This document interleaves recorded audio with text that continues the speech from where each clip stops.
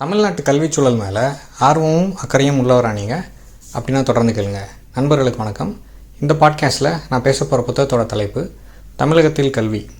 எழுத்தாளர் சுந்தர ராமசாமி அவர்கள் மனோன்மணி சுந்தரனார் பல்கலைக்கழகத்தோட முதல் துணைவேந்தராக இருந்த வசந்தி தேவி அவர்களோடு நடத்திய உரையாடலோட எழுத்து வடிவம் தான் இந்த புத்தகம். இந்த உரையாடல் நடந்து கிட்டத்தட்ட 28 வருஷம் ஆயிடுச்சு. இது புத்தகமாக வெளிவந்து 26 வருஷம் ஆயிடுச்சு. இந்த உரையாடலை நடத்திய சுந்தர ராமசாமி அவர்கள் இன்று உயிரோடு இல்லை, வசந்தி தேவி அவர்கள் உயிரோடு இல்லை. இது அவங்க நடத்தியதுக்கான காரணம் இந்தியா சுதந்திரம் பெற்று 50 ஆண்டுகள் ஆயிடுச்சு. அந்த சூழ்நிலையில் தமிழ்நாட்டில் கல்வி எப்படி இருக்குது அப்படின்றதான் ரெண்டு பேரும் பேசுகிறாங்க. இந்த உரையாடலுக்கு சாட்சியாக இருந்த மனுஷ்யபுத்திரன் இன்று நாடறிந்த கவிஞர், தனியாக பதிப்பகமே நடத்திட்டு இருக்காரு. இன்னொரு உதவி பண்ண இன்னொருத்தவங்களோட பேர் லல்லி. அவங்களும் சில கேள்விகள் அதில் கேட்டிருக்காங்க. அவங்க யாருன்னு சொல்லி கண்டுபிடிக்க முடியல. இந்த உரையாடல்களில் வரக்கூடிய ஒரு முக்கியமான நபர், இன்று நாடறிந்த நபராக இருக்கக்கூடிய ஒருத்தர் யாருன்னா அட்வொகேட் சந்துரு அவர்கள், நீதியரசர் சந்துரு அவர்கள். அவர் அட்வொகேட்டாக இருந்தபோது மனோன்மணி சுந்தரனார் பல்கலைக்கழகம் தொடுத்த சில வழக்குகளில் பல்கலைக்கழகத்துக்காக வாதாடி ஜெயிச்சு கொடுத்துருக்காரு. சுந்தர ராமசாமி அன்னைக்கு இருந்த கல்வியாளர்களில் வசந்தி தேவி தான் மிகுந்த சமூக பொறுப்போடு செயல்படுவதாக நினச்சிருக்காரு. அதனால தான் அவங்கள இன்டர்வியூ பண்ணணும்னு சொல்லி தேர்ந்தெடுக்கிறாரு. இந்த புத்தகத்தை படிக்கும்போது இந்த உரையாடல் நடந்து 28 வருஷம் ஆயிடுச்சு. ஆனாலும் அவங்க பேசின விஷயங்களில் பெரும்பாலும் அப்படியே தான் இருக்குது, எதுவுமே மாறலை அப்படின்றது நமக்கு அதிர்ச்சியாக தான் இருக்குது. அதில் ஒரு முக்கியமான விஷயம் என்ன அப்படின்னா, கல்லூரி மற்றும் பல்கலைக்கழக பேராசிரியர் பணிக்கு கொடுக்கப்படும் லஞ்சம். அவங்க வைஸ் சான்சலராக இருந்தபோது கிட்டத்தட்ட 2 லட்ச ரூபா 3 லட்ச ரூபாயில் இருந்த அந்த தொகை இன்றைக்கி கிட்டத்தட்ட 1 கோடி ரூபாய்க்கு வந்திருக்கு.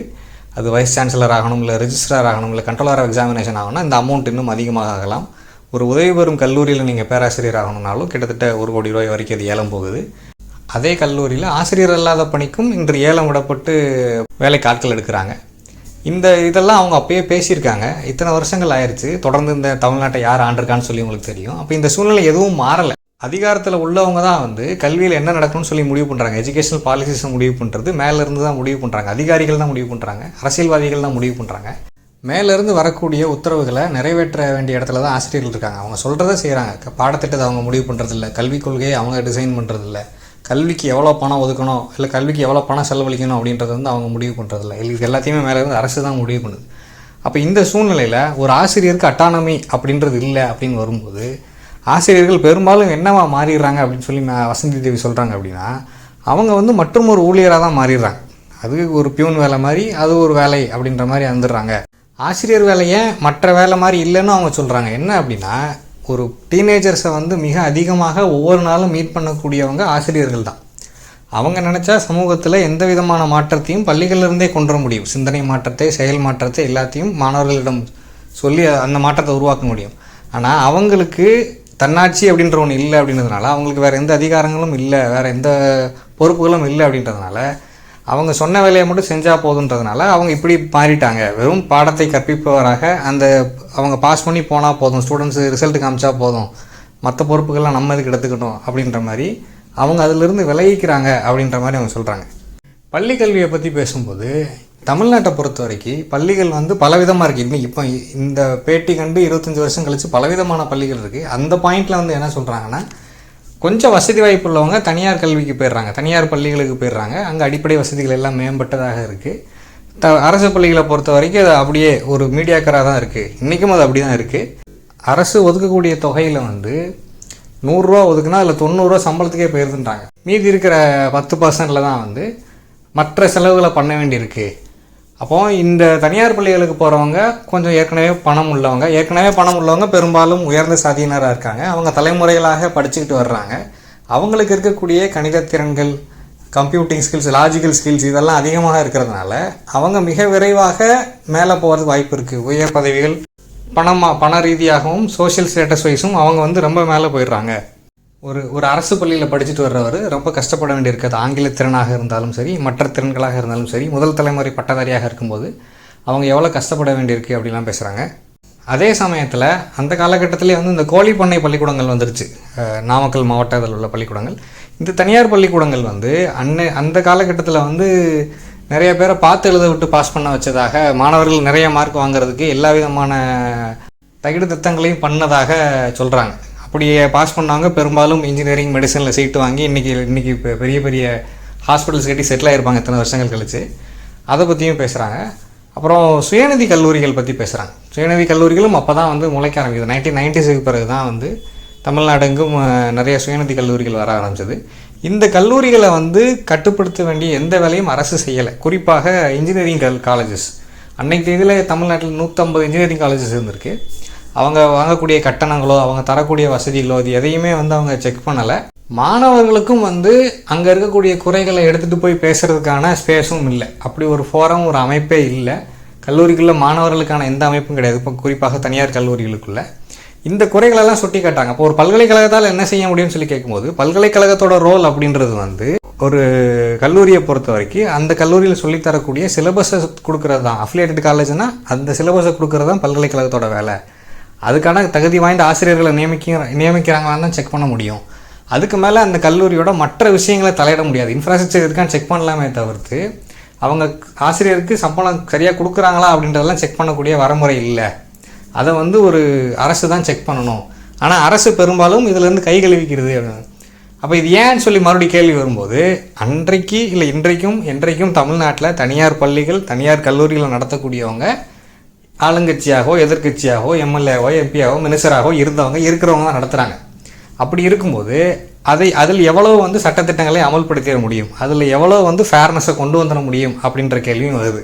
தொடர்ந்து கல்வியோட பர்பஸ் தான் என்ன அப்படின்ற கேள்வி வந்துட்டே இருக்கும்போது, கல்வி ஒருவருக்கு வேலை வாய்ப்பை வாங்கி தருவதோடு மட்டும் நின்று விடக்கூடாது. கல்வி ஒருத்தரை மனிதராக மாற்ற வேண்டும், சமூக பொறுப்புள்ள மனிதராக மாற்றணும், அவரை சென்சிட்டைஸ் பண்ணணும் அப்படின்னு சொல்கிறாங்க. ஹியூமனைசிங் அண்ட் சென்சிட்டைசிங் அப்படின்ற இந்த 2 வார்த்தைகளை வந்து அவங்க பேட்டி முழுக்க அங்கங்கே ரிப்பீட் பண்ணுறாங்க.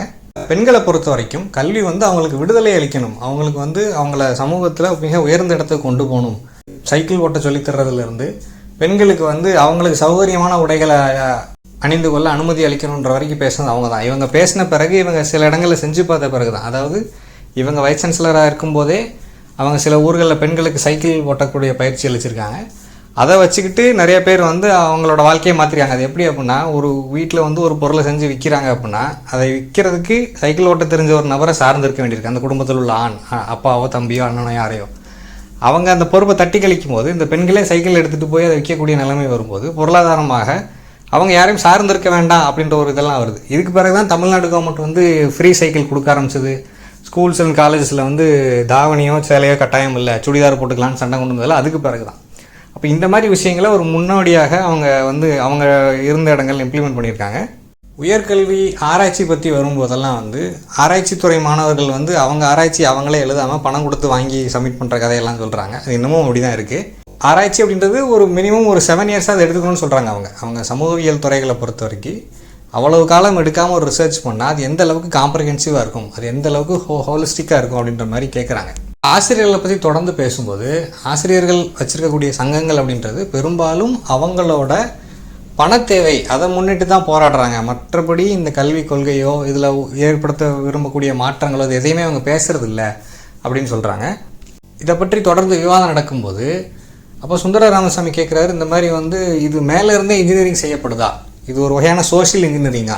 அதாவது அதிகாரத்தில் தொடர்ந்து இருக்கிறவங்க, ஆளும் கட்சி, அரசியல்வாதிகள், உயர் சாதியினர், இந்தியாவை பொறுத்த வரைக்கும் இவங்க உருவாக்கக்கூடிய பாலிசிஸ், இவங்க கொண்டு வரக்கூடிய திட்டங்கள், இவங்க ஏற்படுத்தி இருக்கக்கூடிய அமைப்பு அப்படின்றது வந்து ஒரு சோஷியல் இன்ஜினியரிங்கானதா? இந்த அமைப்பில் வந்து தொடர்ந்து ஒரு குறிப்பிட்ட சாதியை சேர்ந்த இல்லை ஒரு குறிப்பிட்ட மொழியை சேர்ந்தவங்க மட்டுமே தான் வந்து மேலே வர முடியுமா, மற்றவங்க வர முடியாத அளவுக்கு இந்த கல்வி அமைப்பை அவங்க உருவாக்கியிருக்காங்களா அப்படின்னு கேள்வி வரும்போது அப்படி இருக்க வாய்ப்பு இருக்குன்னு தான் அவங்க சொல்கிறாங்க. ஏன்னா இந்த சிஸ்டம் அப்படின்றது அப்படி தான் இருக்குது. இப்போ உதாரணத்துக்கு வேளாண்மை கல்வியை பற்றி பேசும்போது அக்ரி படிப்புக்கு வர்றவங்கலாம் யாருன்னு பார்த்தா அக்ரிகல்ச்சருக்கும் அவங்களுக்கும் சம்மந்தமே இல்லாதவங்க தான் அங்கே வர்றாங்க. அவங்க ஏன் அங்கே வர்றாங்கன்னு சொல்லி கேட்டால் அவங்க இன்ஜினியரிங் கிடைக்காம, மெடிசன் கிடைக்காம 3ஆவதாக தான் அங்கே வர்றாங்க. அங்கே வர்றதுக்கான முக்கியமான நோக்கம் என்ன அப்படின்னா, அந்த கல்வி முடித்த உடனே தனியார் மருந்து நிறுவனங்களில், பெஸ்டிசைடு இந்த மாதிரி நிறுவனங்களில் வந்து மிகப்பெரிய வேலை, சம்பளத்தோட வேலை கிடைக்குது. அப்புறம் அந்த படிக்கிறவங்க நிறைய வந்து சிவில் சர்வீசஸ் தேர்வுகள் எழுதியும் வெற்றி பெற்றிருக்காங்க. அதே சமயத்தில் உண்மையிலே வேளாண்மையோட வளர்கிறவங்க, விவசாய வீட்டு பிள்ளைங்கள் வந்து அவங்களுக்கு அவங்க வைக்கக்கூடிய நுழைவுத் தேர்வு எழுதுறதுக்கோ இல்லை இவங்களோட உண்மையான கலா அனுபவங்களை அவங்க சோதித்து சீட்டு கொடுக்குறதெல்லாம் இல்லை. அவங்க கேட்குறது மார்க்கு. அந்த மார்க்கை தனியார் பள்ளிக்கூடங்களில் படித்து நிறையா வாங்குறவங்க அங்கே வந்துடுறாங்க. ஆனால் உண்மையான அனுபவம் இல்லாதவங்க வெளியில் நிற்கிறாங்க. அப்போ இதெல்லாம் எப்படி சரி பண்ணுறது, இதெல்லாம் வந்து விவாதத்துக்குரியது, இதெல்லாம் மாற்றணும் அப்படின்லாம் அவங்க பேசுகிறாங்க.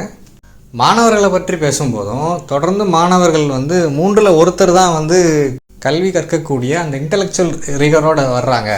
ஒரு பெரும்பாலான அரசு கல்லூரிகள், அரசு உதவி பெறும் கல்லூரிகளில் பார்த்திங்க அப்படின்னா மாணவர்கள் அப்படியே வந்துக்கிட்டும் போயிட்டு தான் இருக்காங்க. அவங்களுக்கான ஆர்வமோ தேடலோ எதுவுமே இல்லை. இப்படி ஒரு கும்பல் ஒரு கிளாஸில் வந்து நிற்கும்போது இல்லை உட்காரும்போது அங்கே உள்ள கல்வி கற்பதற்கான சூழலையே கெடுத்துடுறாங்கன்னு சொல்கிறாங்க.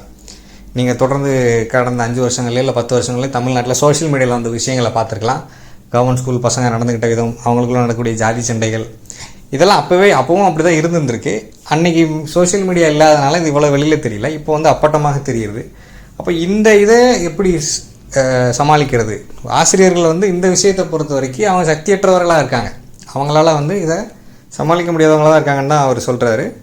கல்வி நிறுவனங்களோட வந்து பங்கு சொசைட்டியில் என்னவாக இருக்கணும்னு சொல்லும்போது அவங்க வந்து அம்பாசமுத்திரத்தில் ஏற்படுத்தின ஒரு ரிசர்ச் இன்ஸ்டியூட் பற்றி சொல்கிறாங்க. அந்த ரிசர்ச் இன்ஸ்டியூட் வந்து அந்த பகுதியில், திருநெல்வேலி பகுதியில் உள்ள பத்தமடை மற்றும் அம்பாசமுத்திரத்தில் வந்து கைவினை கலைஞர்கள், பத்தமடையில் பாய் செய்கிறவங்க, அங்கே அம்பாசமுத்திரத்தில் விளையாட்டு பொம்மைகள் செய்கிறவங்க, இவங்க பயன்படுத்துறதுக்கான சாயம் வந்து இயற்கையாக செஞ்சு கொடுக்குறாங்க. அதுக்கான எப்படின்னு சொல்லி தர்றாங்க.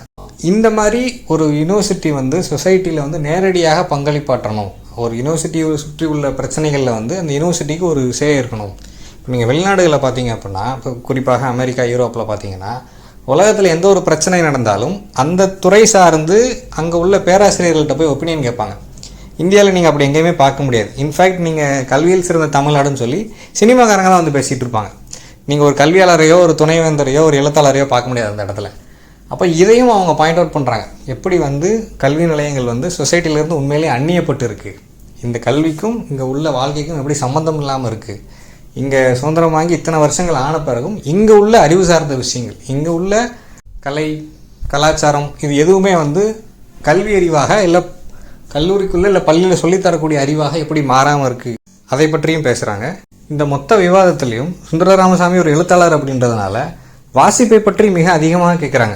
ஆசிரியர்களோ மாணவர்களோ வந்து அந்த அவங்க வாழக்கூடிய வாழ்க்கைக்கு இல்லை அவங்க செய்யக்கூடிய வேலைக்கு தேவையான வாசிப்பை செலுத்த முடியாத அளவில் இருக்காங்க. புத்தகங்கள் பற்றி பேசுகிறாங்க, கல்லூரிகளில் உள்ள நூலகங்கள் பற்றி பேசுகிறாங்க, நூலகங்கள் எப்படி புத்தகங்கள் வாங்காமல் போட்டு வச்சுருக்காங்கன்னு பேசுகிறாங்க, அது எப்படி பயன்படுத்தாமல் கிடக்குன்னு பேசுகிறாங்க. இப்போ இந்த மொத்த உரையாடலையும் நமக்கு வரக்கூடியது என்ன? அதாவது இது நடந்து 25 வருடங்கள் நம்ம தள்ளி இதை படிக்கிறதுனால நமக்கு இந்த பெனிஃபிட் ஆஃப் ஹைண்ட்சைட் அப்படிம்பாங்க. இங்கேருந்து அதை பார்க்கும்போது நமக்கு தெரியக்கூடியது என்ன அப்படின்னா, இந்த பள்ளி, இந்த கல்லூரி, இந்த அமைப்புகள், இந்த பல்கலைக்கழகம், இந்த அமைப்புகள் வந்து அவ்வளவு சீக்கிரமாக மாறாது, இல்லை மாற விட மாட்டாங்க. அவங்க பேசுகிற சோஷியல் இன்ஜினியரிங் அப்படின்றது அதான்.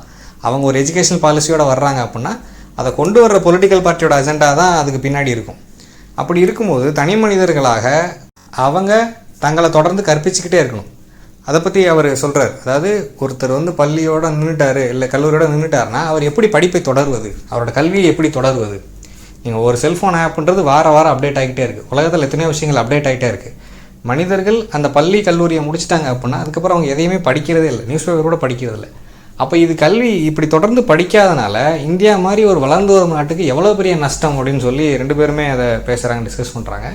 உதாரணத்துக்கு கியூபாவை தான் சொல்கிறாங்க. கியூபா வந்து ஃபிடல் காஸ்ட்ரோ அங்கே அதிகாரத்துக்கு வந்த பிறகு முதல் 10 வருடங்களில் வந்து அங்கே வந்து எல்லாரையும் லிட்ரேட் ஆகிட்டாங்க, அதாவது எழுத படிக்க தெரிஞ்சவங்க ஆகிட்டாங்க.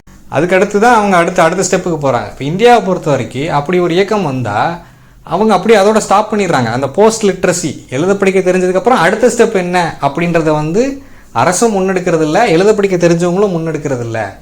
அது அதனால் வந்து இந்த நாட்டுக்கு எவ்வளோ பெரிய நஷ்டம் இருக்குது அப்படின்னும் பேசுகிறாங்க. கல்வி பற்றிய இந்த நீண்ட நெடிய விவாதம் வந்து உங்களுக்கு நிறைய புது விஷயங்களையும், ஏற்கனவே நடந்துட்டு இருக்கிற விஷயங்களையும், மாறாத விஷயங்களையும், மாற வேண்டிய விஷயங்களையும் இந்த புத்தகம் உங்களுக்கு அறிமுகப்படுத்தும். வாய்ப்பு இருந்தால் வாசித்து பாருங்கள். இவ்வளோ நேரம் பொறுமையாக கிட்டதுக்கு நன்றி. வணக்கம்.